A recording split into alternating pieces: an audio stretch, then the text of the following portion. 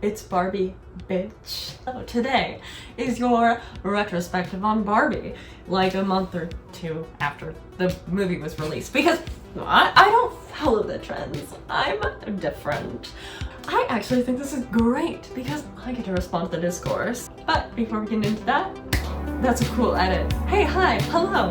My name is Anne and I will be your tour through the Barbie cinematic universe. And by that I just mean this one fucking movie. So, listen, this video is gonna be three things. My first reactions to the movie, my descent into madness, and my interpretation of the movie. If any of that interests you, stick along for the ride. In our Barbie dream cars! Oh my god! Part 1. So, I really liked the Barbie movie, but after I left and sat in the car and Tessa Violet's Bad Bitch started to play, I thought, what if no one else likes this movie? Let's take the blinders off.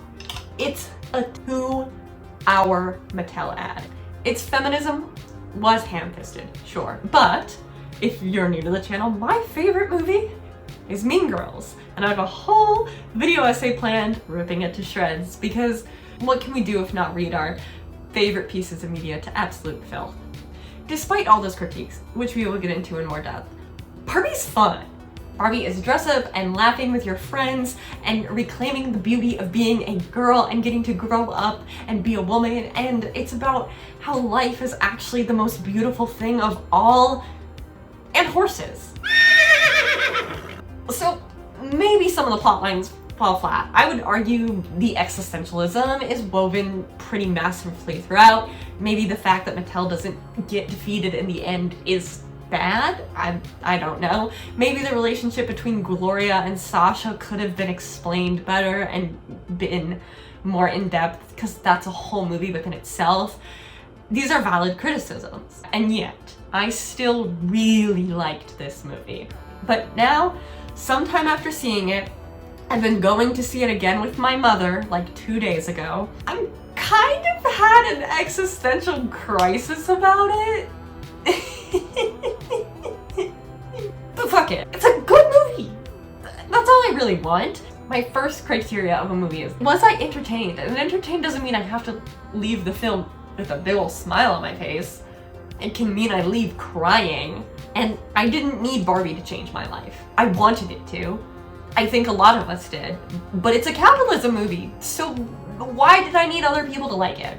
Why was part of my crisis driven by that need for approval so I could go find value in this movie? Because I did find some value in it. Was it life-changing? No. But there are parts of it that made me love it and want to talk about it and want to dissect it.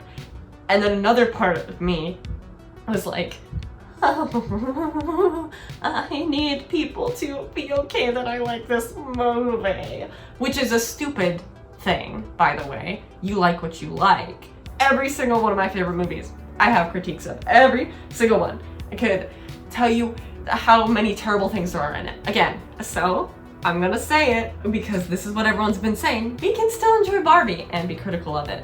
So, let's state the obvious here. Greta Gerwig makes movies for me, right? I'm a young 20-year-old into indie films white girl, okay? She's a white woman. Her work is about childhood and growing up, and it's resonated with me. Hi, so I think that I could be more clear here. I think the movie is very relatable for middle-class white women or girls who are able to have that very middle-class experience. I know that a lot of POC women, especially Black women, are forced to grow up faster or are seen as more mature when they are younger and might not have or get that same childhood experience. And that's good to point out.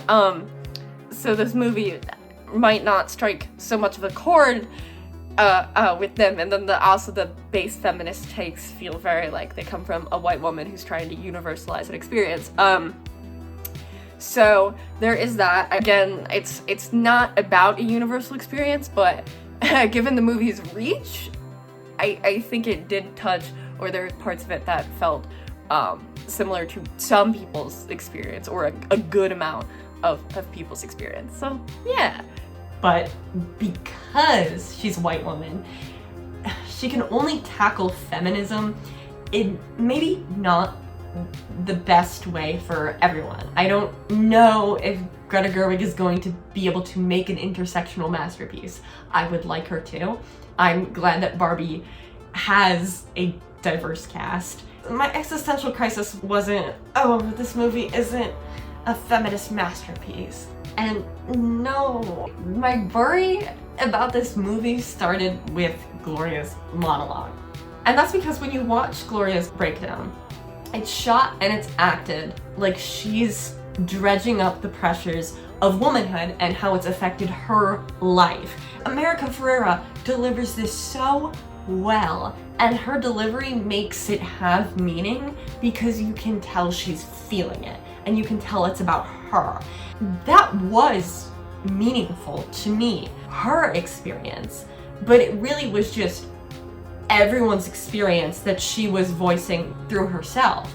And I think it needed to be more specific. In order for that monologue to work, I wanted to know, how does it feel for her to sit outside a room of all men? How does she feel raising a daughter in a patriarchal world? A daughter who resents her? How is her experience different as a woman of color? And I think these questions could have really added to who Gloria is instead of just relying on America Ferrera's performance. The speech is good for the plot device to get the girls to snap out of it. It becomes a comedic thing. And there you can say the generic things. That's fine there, but I feel like this monologue could have taken the time to become something a little more intersectional and a little more nuanced. One other thing I wanted to say about Gloria is she goes back to playing with Barbies, longing for simplicity. Barbie, she has no bad days. It's idealistic. And gender for Barbie is just a label. Gender doesn't really mean too much in Barbie land. And gender is a label for us too, but it's also an experience. And the thing that I'll touch on later that I liked about this movie is Barbie experiencing gender. Gloria's speech is not a feminist showstopper. In fact, repetition is the gag. And Greta Gerwig should have gone camp or serious with the monologue. Obviously, it's relatable. It's just not new. America Ferrera delivers it beautifully. Again, none of this is on her as an actress. She adds depth to Gloria that I don't know that if the script gave her. The speech is what saved Barbie because the Barbies are taught patriarchy and now they've been taught gender. It's silly and it doesn't make much sense. It's a simplification of everything. But again, and I'm bookmarking this again, that simplification I think has a reason, although I don't know how I feel about that reason. Because despite that and the minor feminist takes, I really felt like the speech should have been the moment for Gloria, and then maybe feminism would feel earned. Give her a moment with her daughter.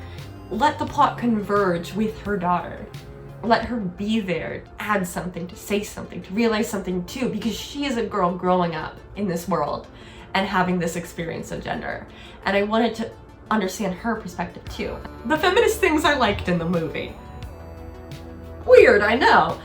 The only people I've seen talk about the good feminist parts of Barbie were on Tumblr. I love you, Tumblr. So I wanted to talk about what I think is maybe a little necessary to the conversation. Because the Gloria speech is the most ham-fisted feminist part of the movie. Maybe we need a little women monologue again. I think that does a much better job than this speech did. Women, they have minds and they have souls as well as just hearts. I don't think that Barbie does much for women in terms of feminism. I think its strength is as a coming of age story, which Greta Gerwig is very good at. You can say that every single one of her movies is a coming of age story, and I don't think this one is any different. I think Barbie is a story about girlhood and loving yourself and healing your inner child and remembering her. And we will get more on that later. And because I want to talk about the good feminism stuff, I like how Barbie feels like she is not special. All the Barbies are excellent at a thing. One's a doctor, an astronaut, a physicist, a novelist, a Nobel Prize winner. And women are supposed to be excellent at things to succeed. I know this is a pretty basic take, but Barbie realizing the only thing that she has is literally being perfect, and that's the only thing that makes her unique, is like, we need to unpack that, girl. That does not sound fun for you. If this movie does one thing right, it says that you're just a person. And that's amazing, because life is hard and the goal is just to be okay. But I think the big feminist strength of this movie is surprisingly what Barbie says about men. Barbie and Ken play act gender. Kens are only made so little girls can give their Barbies a boyfriend. And I'm saying little girls because that's like the stereotype. Little girls often had many Barbie dolls who can all be best friends, but I feel like it's rare to have more than 1 or 2 guy dolls. I only had one. It was a Troy Bolton doll, and I didn't like him very much. Go figure. But even straight girls, like, when you're a little girl, Ken isn't interesting. The dolls with the fun, bright colors are. The ones you can dress up are. They can be friends. Ken is just the boyfriend. He's not necessary. Hit him with your car. He is not the love of your life. He is literally just a guy. Hit him with your car. But actually, we shouldn't be hitting men with our cars, because we see that Barbie sees Ken as a friend and doesn't really value him. She wants to hang out with the girls. She doesn't hate him though. She sees him as a friend. She worries about him when he's injured. She just doesn't like him romantically.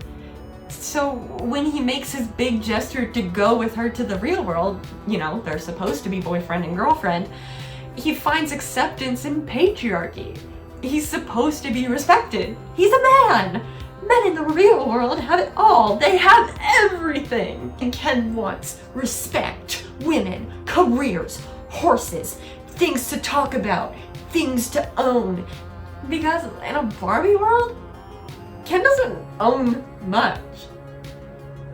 We don't even know where his house is. So does each Barbie like have their own house? Mm-hmm. That's cool. Where do the Kens stay? I don't know. But all the Kens are built around women liking them. That's their purpose. It's Barbie and Ken. In patriarchy, the idea is, of course, that women are built for men. The idea, of course, is that women will love you if you're a manly man. And all the Kens want, all they're designed to do, is to want Barbie's attention. So they use patriarchy, which is designed for men to think that women are for them. And there are internet communities around how to get women and what a woman's place is and how to be a manly man to gain women, because women is a status symbol. Kens want women. Kens want Barbie to see them. This is a kind of a good commentary on how patriarchy hurts men, because men's power is in part getting women to like them. The alpha male scam is all about teaching guys how to get women to like them. Men hold their value as a man under patriarchy if they can get women. If they are powerful, rich, successful, buff, hot, smart. So Ken learning that he needs to find his thing and be his own person is the message to men. And it's a good one. Probably the best feminist critique in the film. And I think we can all become better people if we don't define ourselves by the relationships we are in or not in. So the Ken's ending is, find yourself, be your own person, define yourself by something you like. Not your house, not your car, not your girl. But what about women? What is Barbie's big feminist ending? Everything stays the same, kind of. Barbie Land is a little bit better with the Kens, but all the women are still in charge.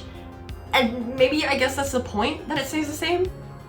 Barbie grew up and she's Barbie, and she can't fix anything by herself, and she realized what it's like to actually be a woman. She's got baby steps into feminism because she didn't know about it before, and maybe the movie had to be basic feminism because she's just learning. What happens to Barbie? What happens in the real world? Well, Gloria gets to be stuck in a room full of men, but yay, she got her idea through. Hopefully she'll get a promotion. But the corporate misogyny is not fixed. In fact, Mattel are another part of this movie where you go, what do I do here? It's smart to show all these men decide what a woman is, what Barbie is, thinking they fixed it by making greater accommodations and arguing that they love women. Every single one of these men love women. I'm the son of a mother. I'm the mother of a son. This felt like good criticism. It hits when you realize, oh, Mattel wanted Barbie. They needed Barbie for their brand. Barbie isn't as cool as the kid's iPad. Barbie needs to sell on nostalgia. Barbie is for everyone, as their current marketing strategy will tell you. So what do we make of this? The movie is fitting into a devilishly capitalistic scheme. And while they did get an auteur director who put a lot of love of care into this movie, with the sets and the inspiration and the acting and humor, I don't know how I feel still, because I love that she wanted a big soundstage. I love that she wanted an aesthetic and that the film is clever. There are so many references and so much care went into everything, and I appreciate that. She put so much love and care around this thing important to her childhood. Barbie is capitalism's incarnate. There is merch for all the Barbie stuff, the Ken Enough sweater built into the show, the Nissan ad, the clothes and the doll's house and the car, the Barbies to buy at the theaters. Mattel is about selling the idea of womanhood.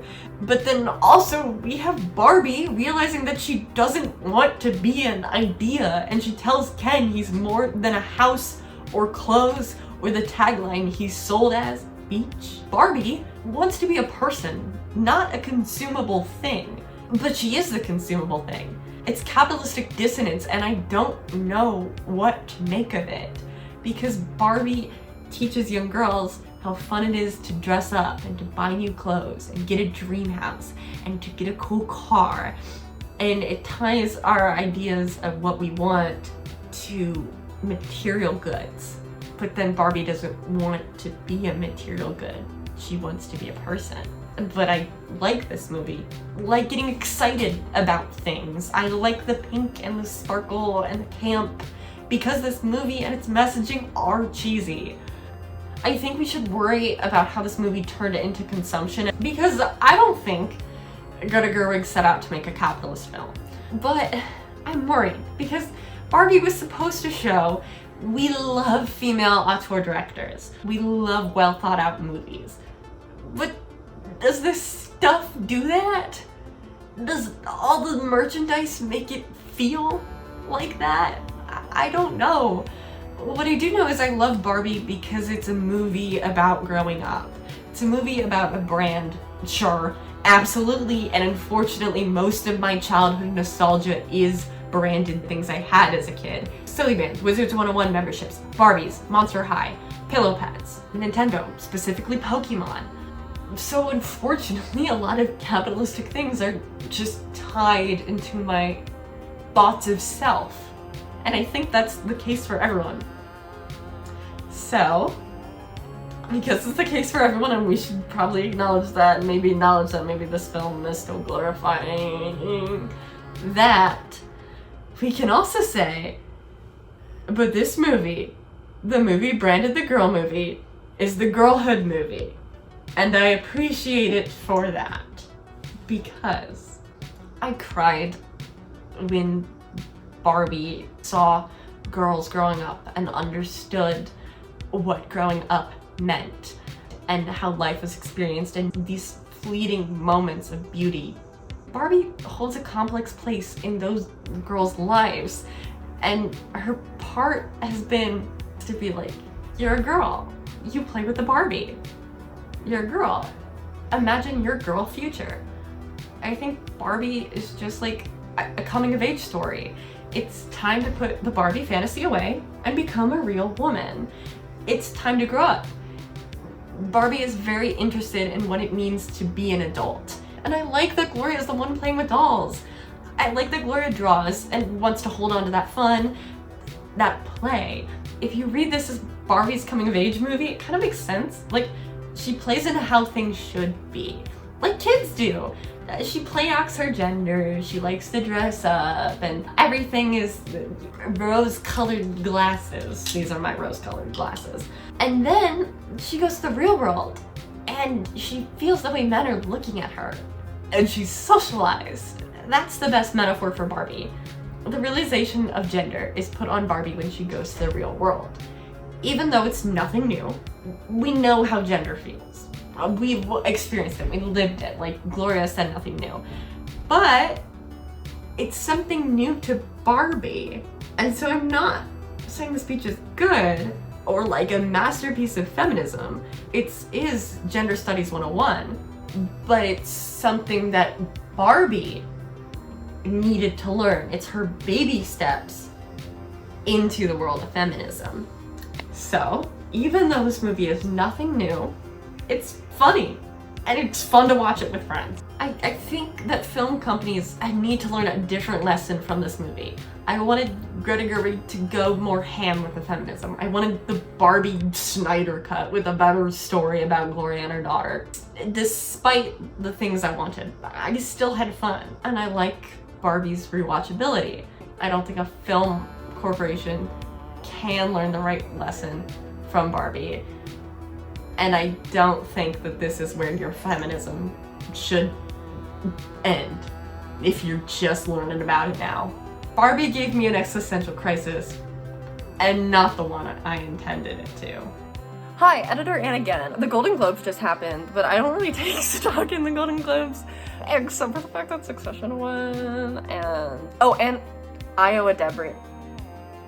I love her, okay? I'm so happy she won. So that, but I was surprised that Barbie didn't win Best Comedy. Now, do I care? No.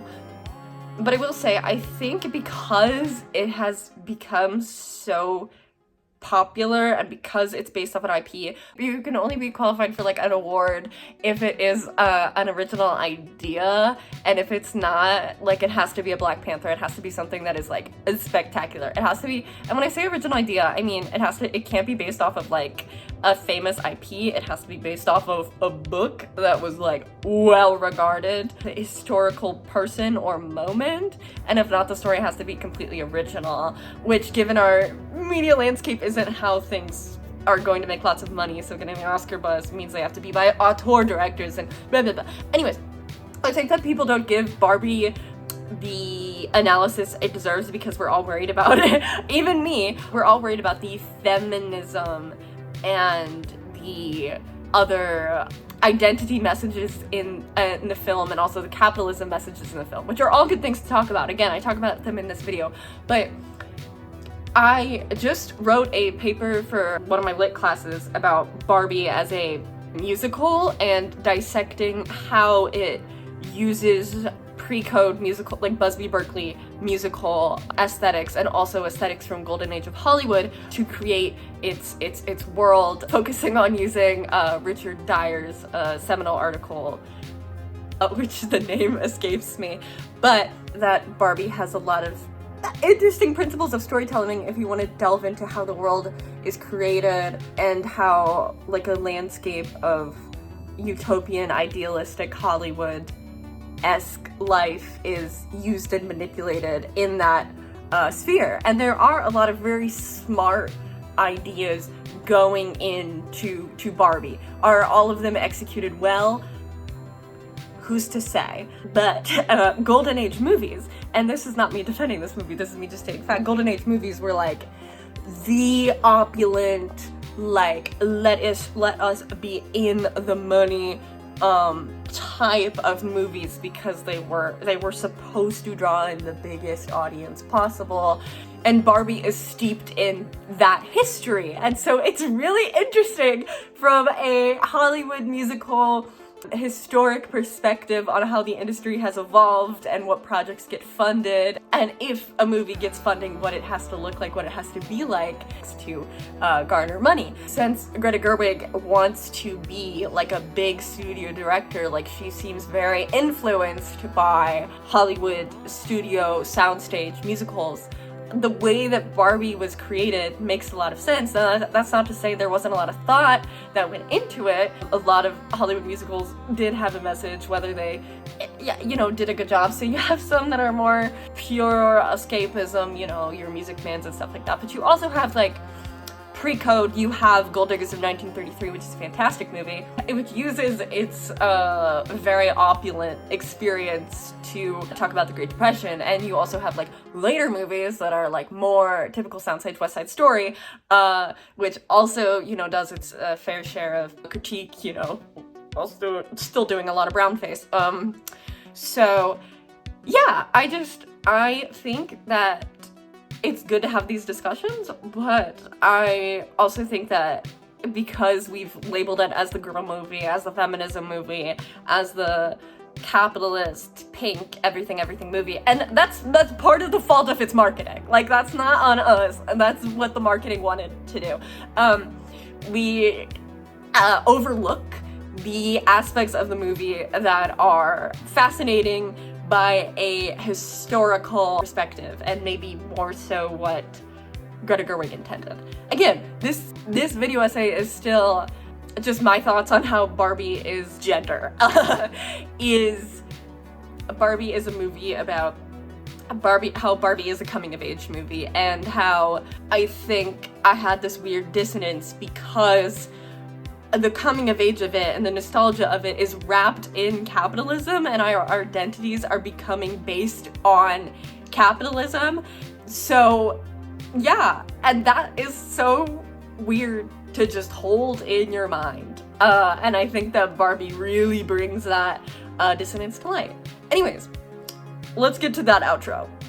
When I was a little girl, I would spend hours playing with my Barbies. I got my first Barbie house at a garage sale, and it was so exciting. My favorite Barbie was the Sport Barbie from this fashion line. It was my favorite line, and she had brown hair like me. She was a wizard vampire because I loved Wizards of Waverly Place. She fought the evil Troy Bolton Barbie, who would brainwash all her friends into his minions and wanted to destroy society and the freedom these girls had. But my wizard vampire would always save the day. I think I named her Samantha, but I can't remember. I just remember she was cool. She could do anything I wanted her to.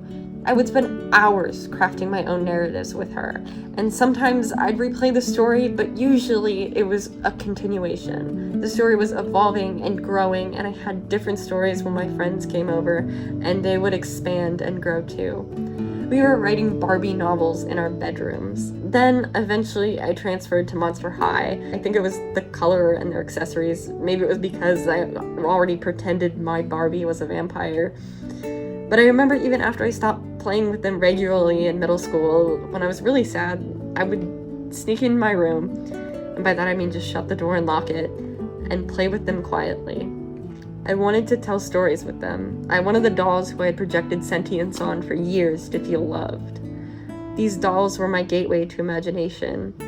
And yet, when we grow up, we are expected to stop playing, to stop imagining, to stop dreaming. We stop telling stories and thinking of all the things we could be. Maybe we don't have to play with dolls, but this movie is an ode to growing up and being a girl. And how do we reclaim it? We have to grow up, get a job, get married, get kids, fulfill the capitalist scheme. How do we be anything we want to be? I guess. In conclusion, make meaning where you can. Enjoy Barbie as a fun, silly movie if you want to. Critique Barbie because you should. And maybe, if you have feelings about media that you don't understand why, ask yourself, why do I care about being right, technically? Am I actually doing anything to hurt anyone? Or do I just want to be right to fit in? Or do I just want to be right so I don't feel the weird cognitive dissonance I feel about liking something? you're gonna feel things.